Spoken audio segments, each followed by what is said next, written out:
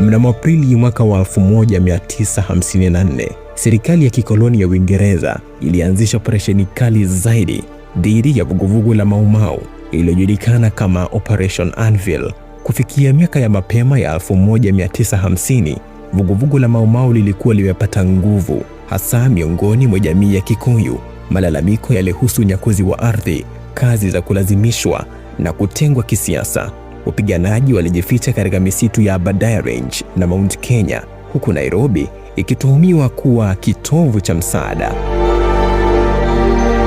Jumamosi ya tarehe 24 Aprili mwaka wa 1954, jiji lilizingirwa. Wanajeshi na polisi walifunga barabara, wakazuia harakati na kufanya upekuzi wa nyumba kwa nyumba, hasa katika maeneo kama Eastlands. Kila mwanaume aliamriwa kufanyiwa uchunguzi.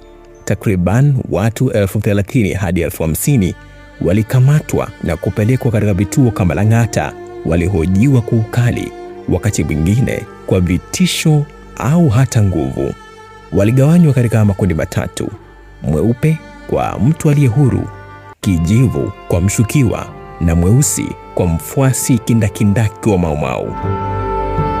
Maelfu walizuiliwa bila kesi, wakapelekwa kambini, na huko walikumbana na kazi ngumu za kulazimishwa, msongamano na mateso. Mfumo huo ulijulikana baadaye kama pipeline, mlolongo wa kizuizi na marekebisho ya lazima. Alan Wetungu, Nairobi.